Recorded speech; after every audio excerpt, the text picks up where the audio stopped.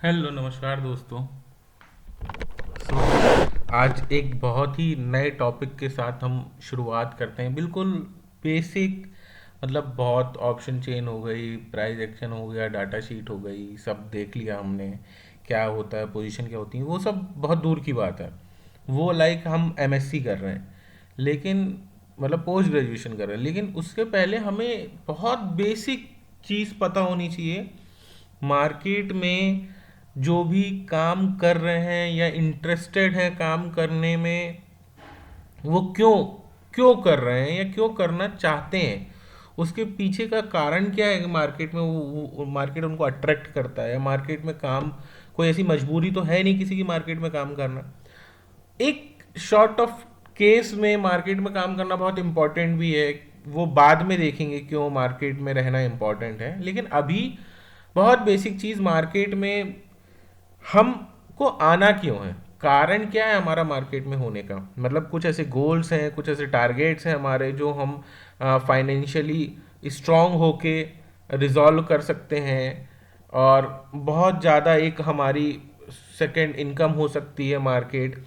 तो हम क्यों, किस तरीके से मार्केट में हम काम करने के लिए आना चाहते हैं, उसके पीछे कारण क्या है। देखिए, अगर आपके पास रीज़न बहुत क्लियर होगा तो आपकी ग्रोथ बहुत क्लियर होगी, प्रॉफिट बहुत क्लियर होगा, और एक अच्छा लाइफ आप सरवाइव कर पाओगे। लेकिन अगर आप इसको जस्ट एक गैम्बलिंग के जैसे समझोगे तो बहुत सारी समस्याएं आपको मार्केट में आएंगी।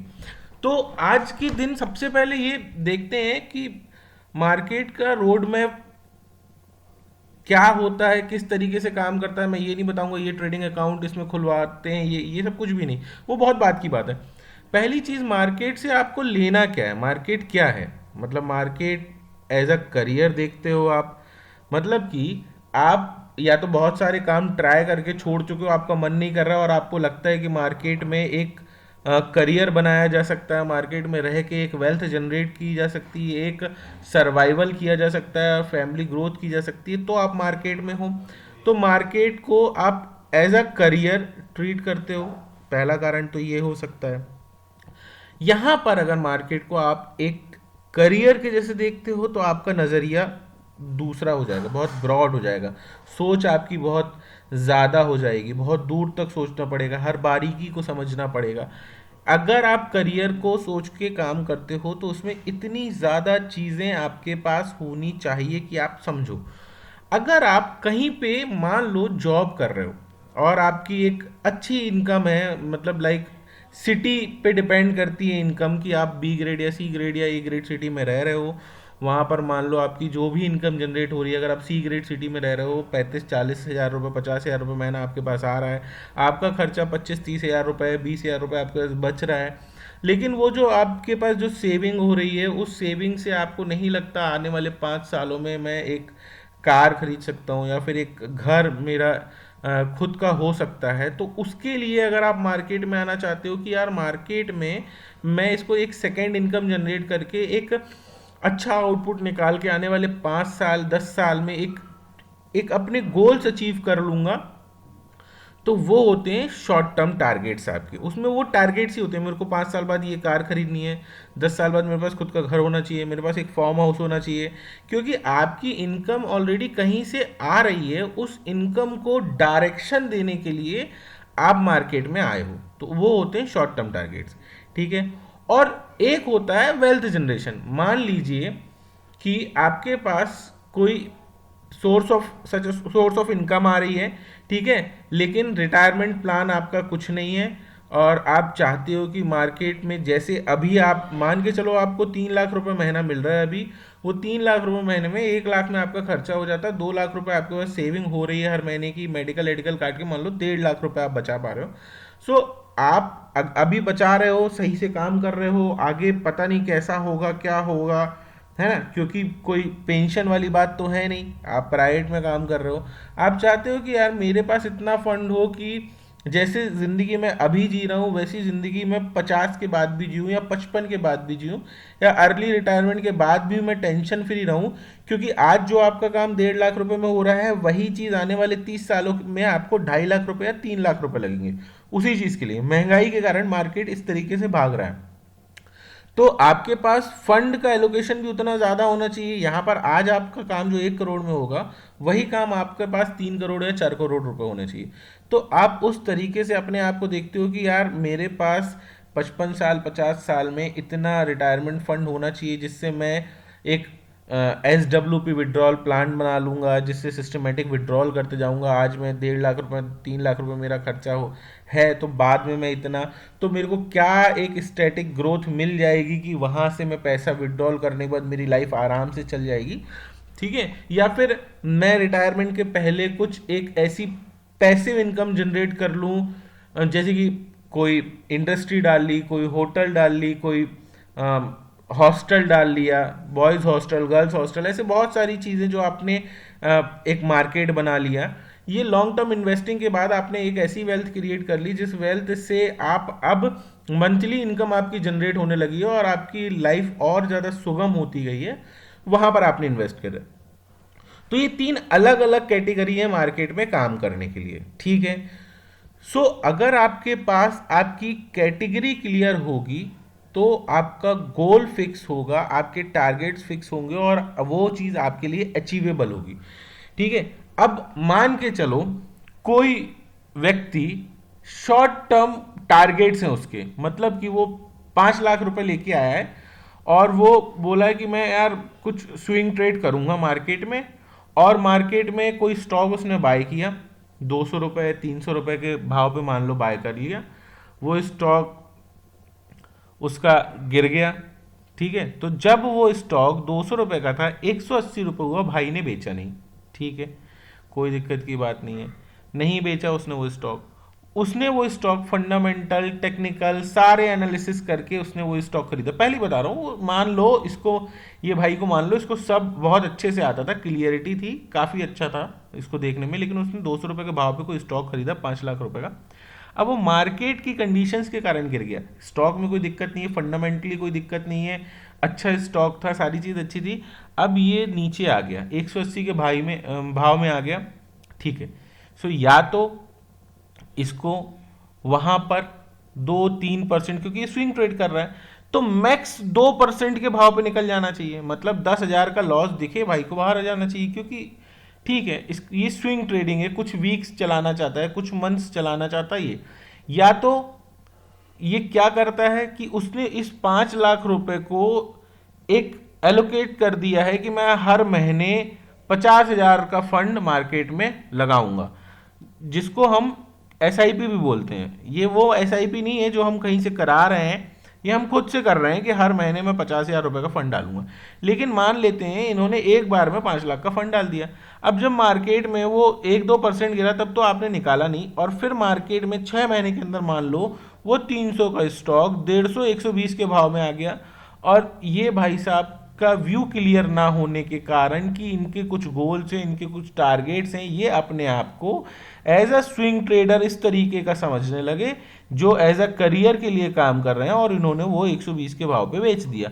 180 रुपये का घाटा हो गया इनको, और इन्होंने क्या किया, ये मतलब 120 के भाव में बेच दिया, 80 रुपये घाटा हो गया, और 6 महीने बाद वो स्टॉक 400 चला गया, 200 का स्टॉक 400 चला गया।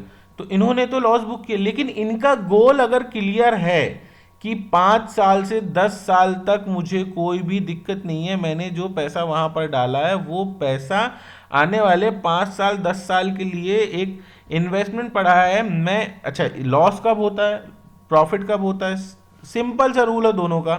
प्रॉफिट जब होगा आपको जब आपकी सेलिंग प्राइस ज़्यादा होगी, कॉस्ट प्राइस कम होगी। 200 के भाव में आपने खरीदा है, 400 के भाव में बेचोगे, आपको प्रॉफिट होगा। लॉस कब होगा आपको, वो भी सिंपल है, आपकी सेलिंग प्राइस कम होगी, कॉस्ट प्राइस ज़्यादा होगी। मार्केट है ना, मार्केट मार्केट हर मार्केट एक जैसे ही काम करता है, आपको लॉस हो जाएगा। सो आपका व्यू क्लियर होना चाहिए। अगर आपका व्यू क्लियर है तो आप 200 का अगर 120 भी आ जाएगा तो आपको डर नहीं लगेगा, कि कोई दिक्कत नहीं है भाई, फंडामेंटली अच्छा स्टॉक है, मैंने लेके रखा है, मेरा व्यू क्लियर है, 5 साल तक मुझे इस पैसे की ज़रूरत नहीं है, 5 साल बाद वो 200 की चीज़ आपकी 400 हो जाएगी, आपको प्रॉफिट देके जाएगी। सो ये आपका गोल क्लियर होना चाहिए। आपको उसमें क्या चेक करना है, आपको स्विंग ट्रेडिंग आनी चाहिए थोड़ी बहुत, कुछ वीक्स के लिए करना है, कुछ महीने के लिए करना है। अच्छा, ये कंपाउंडिंग भी कर सकते हैं। अगर आप शॉर्ट टर्म टारगेट है आपके तो आप कंपाउंडिंग करोगे। आपने 5 लाख लगाए, 10% या 12% पे आपने बाहर निकाल लिए, 12% पे आपने बाहर निकाला, फिर आप उसको और कंपाउंडिंग करोगे, उसका 12% लोगे, फिर जो कैपिटल आएगी उसका 12% जनरेट करोगे। सो आप उस हिसाब से करोगे। नहीं तो प्रॉपर एसएल लगाओगे, 2% पे आपने 1%, 2% आपका एसएल है, आपने पिछली बार 12% निकाला तो 2% ऐसे निकाल के खत्म कर दोगे। यहां पर इस तरीके से आप स्विंग ट्रेडिंग में काम करोगे। कुछ वीक्स हो सकता है, कुछ महीने हो सकता है, कुछ साल हो सकता है। अब यहां पर वेल्थ जनरेशन के लिए जो बंदा है वो क्या करेगा, वो उसको क्या आना चाहिए, मतलब इसको तो स्विंग ट्रेडिंग आना चाहिए और फंडामेंटल एनालिसिस आना चाहिए स्टॉक को पिक करने के लिए, और एक उसके पास कंपनी की अर्निंग, कंपनी की रिपोर्ट हर 3 महीने में उसको चेक करना पड़ेगा। ये सारी चीज़ें इसमें आती हैं, जिसको हम शॉर्ट टर्म टारगेट्स के लिए आप काम कर रहे हो। आपके पास 5 लाख की कैपिटल है, आपने 10% ग्रोथ किया, 5,50,000 हुआ, फिर उसको 10% ग्रोथ किया, वो 6,5 हो गया, फिर उसको 10% ग्रोथ किया। एक फिक्स कैपिटल को कंसिस्टेंटली आप ग्रोथ करते चल रहे हो, उसमें आपके एसएल प्रॉपर होंगे कि 1% या 2%, हद से हद 2% मेरा एसएल है, 2% एसएल आएगा, मैं निकल जाऊंगा। उसके बाद भले स्टॉक ऊपर चले आए, मैं दूसरा काम करूंगा, दूसरी जगह देखूंगा, क्योंकि मेरे टारगेट के लिए, मेरे गोल क्लियर है, मेरे टारगेट्स क्लियर है, मैं जो अचीव करना चाहता हूँ वो बहुत क्लियर रोड मैप है मेरे पास। जो लॉन्ग टर्म इन्वेस्टिंग है वो क्या करेंगे, मान के चलो आपके पास एक कैपिटल है, 12 लाख की कैपिटल है, तो 12 लाख की कैपिटल को आपने क्या किया, पहले 12 भाग में डिवाइड किया, 1-1 लाख रुपए आपके पास हर महीने का हो गया। ठीक है, हर महीने के 1 लाख के हिसाब से आपने बोला मैं इसमें एसआईपी करूंगा, एसआईपी करूंगा, सिस्टमेटिक इन्वेस्टमेंट प्लान, आपने एसआईपी की। एसआईपी में क्या किया कि यार मेरे पास 1 लाख रुपए है, हर एक वीक में मैं 25,000 रुपए का इन्वेस्टमेंट करूंगा। इस तरीके से आपने मार्केट में इन्वेस्टमेंट किया। तो मतलब आपने मार्केट की बरसात भी देखी, मार्केट की गर्मी भी देखी, मार्केट की ठंडी भी देखी, तो आप मार्केट का बसंत भी देखोगे, क्योंकि आप मार्केट में एवरेज लेके चल रहे हो। कोई दिक्कत नहीं है, मैं साल भर में इतना पैसा इस तरीके से मार्केट में डालूंगा, अगले साल भी मैं ऐसा डालूंगा, उसके अगले साल भी डालूंगा, हर साल मेरा कंसिस्टेंटली वही हिसाब रहेगा। तो आने वाला सीजन आपके लिए बसंत ही आएगा। क्यों? क्योंकि मार्केट गिरेगा तो भी आप पैसा लगा रहे हो, मार्केट बढ़ेगा तो भी आप पैसा लगा रहे हो।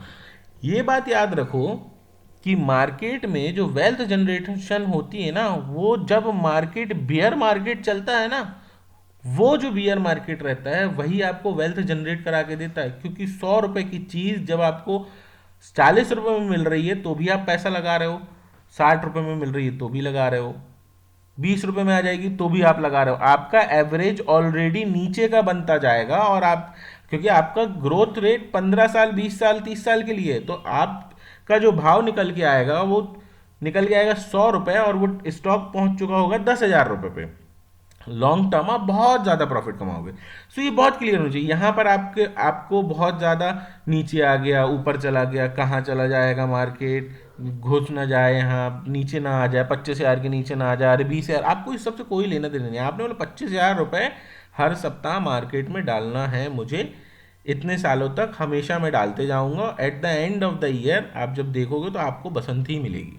ठीक है, इसमें आपको क्या आना चाहिए, आपको फंडामेंटल एनालिसिस आपके क्लियर होने चाहिए। मतलब कि एक वीक में एक स्टॉक जिसको आप चूज कर रहे हो, जिसमें आप इन्वेस्ट कर रहे हो, उस स्टॉक के बारे में आपको सब कुछ पता होना चाहिए। वो कंपनी क्या बनाती है, क्या करती है, उसके प्रॉफिट्स क्या हैं, उसके लॉस क्या है, उसकी लीडरशिप कौन है, उसमें कौन कौन काम कर रहे हैं, किस कंपनियों के साथ वो काम करती हैं, उसके टारगेट्स क्या हैं, उसका टर्नओवर कितना है, फ्यूचर ग्रोथ क्या है, वो सेक्टर, वो इंडस्ट्री आने वाले 10-20 सालों में कहाँ हो सकती है ना, उसके क्या प्रोजेक्ट्स हो सकते हैं। बहुत बारीक बारीक चीज़ों के बारे में आपको रिसर्च करनी पड़ेगी।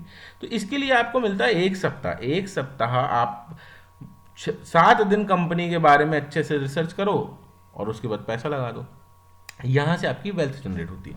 शॉर्ट टर्म आप समझ चुके हो, शॉर्ट टर्म का मतलब होता है 1%, 2% एसएल लो, 7%, 10% टारगेट लो, मार्केट में आगे बढ़ते चलो, एसएल प्रॉपर रखो, टारगेट प्रॉपर रखो। आपके पास क्लियरिटी होनी चाहिए कि आपका काम कितने समय का है, आपको कंपाउंडिंग करनी है उस रफ्तार से, या 5 साल 10 साल का शॉर्ट टर्म कुछ टारगेट लेके चल रहे हो। ये होते हैं आपके शॉर्ट टर्म टारगेट। उसके बाद आता है करियर। ठीक है, सबसे बड़ी चीज की मार्केट में करियर बनाना है आपको। ये दोनों का तो आपको हिसाब क्लियर समझ में आ गया। ठीक है, देखो अब करियर बनाने के लिए आपको सब कुछ आना चाहिए। मतलब प्राइस एक्शन भी आना चाहिए, ऑप्शन चेन भी आना चाहिए, स्विंग ट्रेडिंग भी आना चाहिए, इंट्राडे भी आना चाहिए, सारी चीज़ें आना चाहिए। लेकिन ज़रूरी नहीं है आपको फ्यूचर एंड ऑप्शन आना। समझ रहे हो ना आप बात को? ये बिल्कुल ज़रूरी नहीं है आपको मार्केट में फ्यूचर एंड ऑप्शन आना। ये बात समझो। अच्छा, यहाँ पर एज अ करियर बनाने में आपके पास ये चीज़ डिपेंड करती है कि आपके पास कैपिटल कितनी है। समझ रहे हो आप?